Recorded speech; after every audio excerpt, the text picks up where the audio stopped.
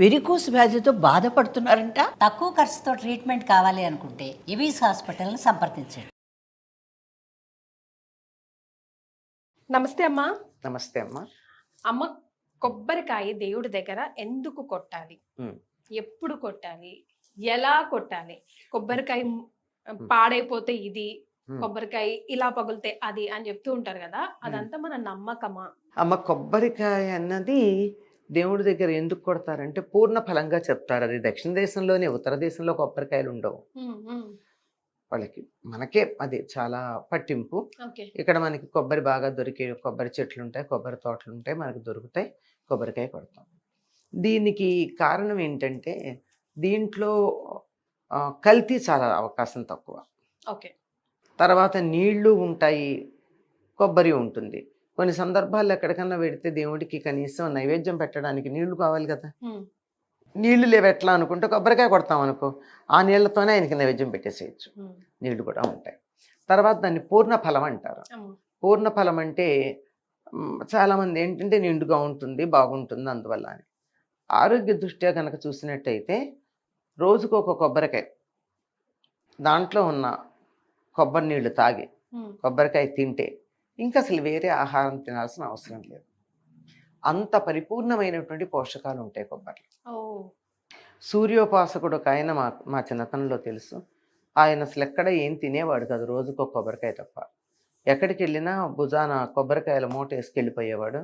పైగా పొద్దునొట్టి సాయంకాలం ఒకటి కొబ్బరికాయలు కొట్టుకుని ఆ నీళ్లు దాకా కొబ్బరి తినేవాడు అయిపోయేది. అంత పరిపూర్ణమైనటువంటి, ఇప్పుడు ఎలక్ట్రోలైట్స్ అంటామే, ఎలక్ట్రోలైట్స్ ఫుల్లీ కొబ్బరి నీళ్లలో ఉన్నవే కదా. అవి కావలసినటువంటి ఖనిజ లవణాలు మొదలైన ఇస్తాయి, మిగిలిన పదార్థాలు కొబ్బరి ఇస్తుంది.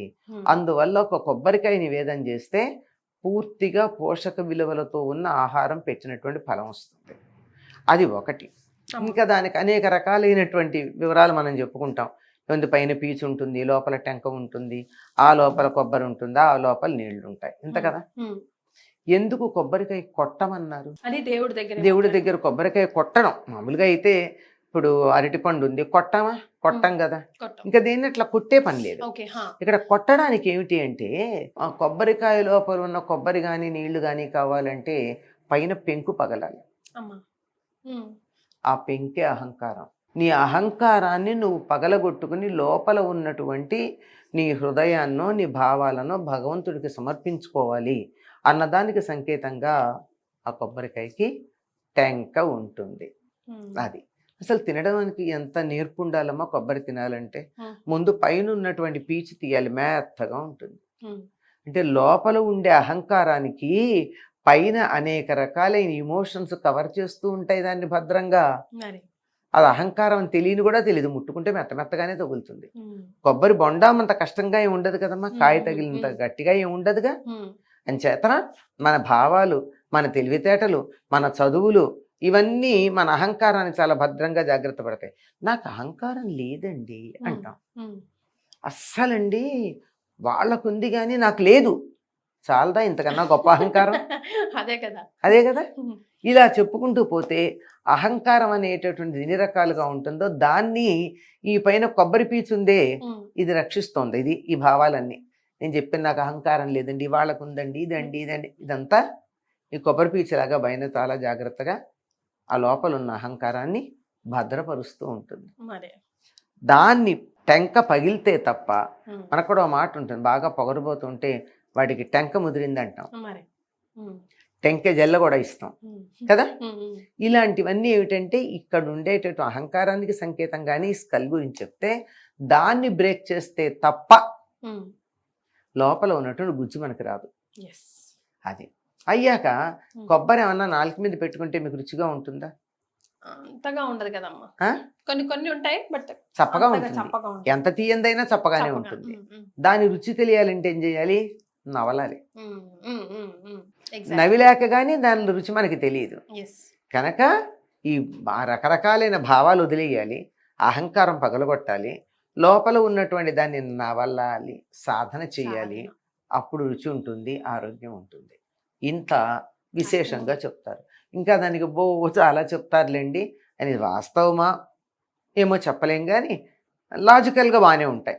3 కళ్ళు ఉంటాయి దానికి, కొబ్బరికి. కింద. ఓ శివుడికి సంకేతం, అందువల్ల శివుడిని సమర్పించినట్టు అని ఇలాంటి అర్థాలు చెప్తారు. ఇవన్నీ చమత్కారంగా వినడానికి బాగుంటాయి. మరి అంతేగాని అది వాస్తవం ಮತ್ತೆ అయ్యుండొచ్చు, కాకపోవచ్చు, కాకపోవచ్చు. మనం చెప్పలేం దాన్ని. ఎస్.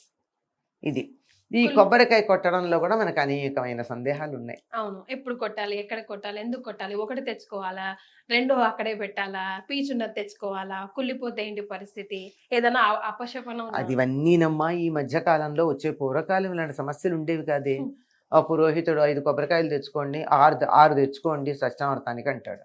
6 దేనికండి అంటే, ఒకటేమో నైవేద్యానికి, 7 ఒకటేమో కలసం మీద పెట్టడానికి, ఒకటి నైవేద్యానికి, 5 ఒక్కొక్క అధ్యాయం చదివాక అని.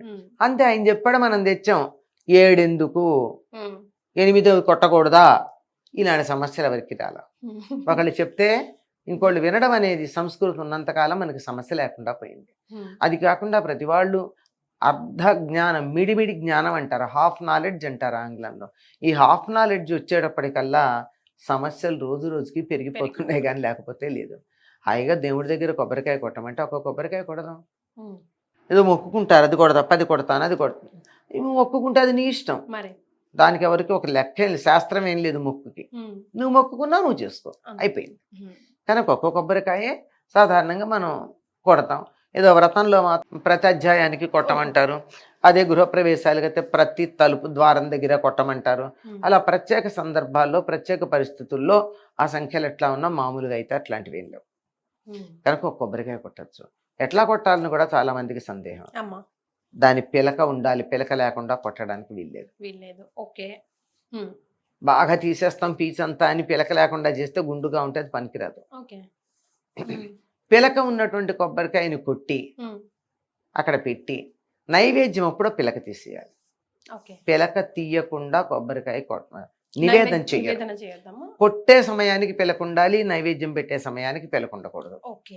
తర్వాత ఇంకొకటి, చాలా మంది చేసే పని, కొబ్బరికాయ కొట్టంగానే చెక్కలకు అటు ఇటు ఇటు కుంకుమ పెడతారు. అవసరం లేదు, పెట్టకూడదు కూడా, గట్టిగా చెప్పాలంటే పెట్టకూడదు. మనం బలిచ్చామా, బలిస్తే అలా పెట్టాలి. బలికి కదా పైగా కొబ్బరికాయకి పసుపు రాచి కొబ్బరికాయకి బొట్లు పెట్టి కొడతారు. అవన్నీ అవసరం లేదు. బలి పశువుకైతే కదా పని చేస్తాం, మనం ఇవి చేయట్లేదు కదా, అవసరం లేదు. హాయిగా నివేదన పెట్టండి, దాన్ని పిలక తీసేయండి, నివేదన చేసేయండి. అంతేగాని దానికి ఇవన్నీ చేయాల్సిన పని లేదు. సో ఎస్, మనమంతా కొబ్బరికాయని కొడతాం, కానీ దాన్ని ఎప్పుడు, ఎందుకు, ఎలా, అసలు అనేకమైన కమెంట్స్ లో చాలా మంది ఇప్పుడు కూడా మన ఈ వీడియో కింద కూడా మళ్ళీ ఏదో ఒక ప్రశ్న తప్పనిసరిగా వస్తుంది. అది పిలక వైపు పట్టుకోవాలా, తోక వైపు పట్టుకోవాలి, అది కూడా. అసలు కుళ్ళిపోతే ఏంటి పరిస్థితి, దాని బాగా అనుమానం అమ్మా.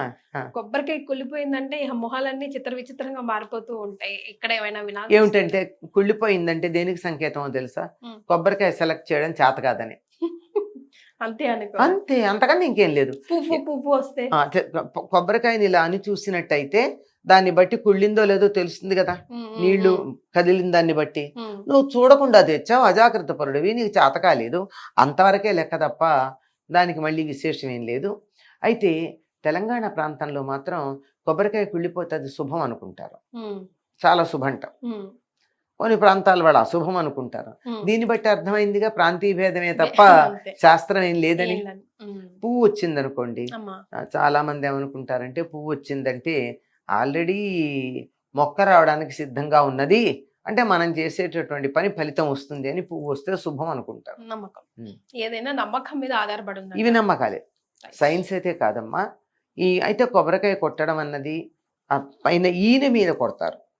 ఇప్పుడు ఇలా 3 భాగాలు ఉంటుంది కదా, 3 ఈనెలు ఉంటాయి. ఆ ఈనెల్లో ప్రముఖంగా ప్రామినెంట్ గా ఉన్నటువంటి ఈనె ఉందే, దాని మీద కొట్టినట్టయితే ఒక్క దెబ్బకు పగులుతుంది కొబ్బరికాయ. 2 పీసెస్ అవుతుంది. లేకపోయినట్టయితే మధ్యలో కనుక కొట్టినట్టయితే చాలా బ్రేక్స్ గా వస్తుంది. చాలా సంతోషం అమ్మా, ధన్యవాదాలు. నమస్తే.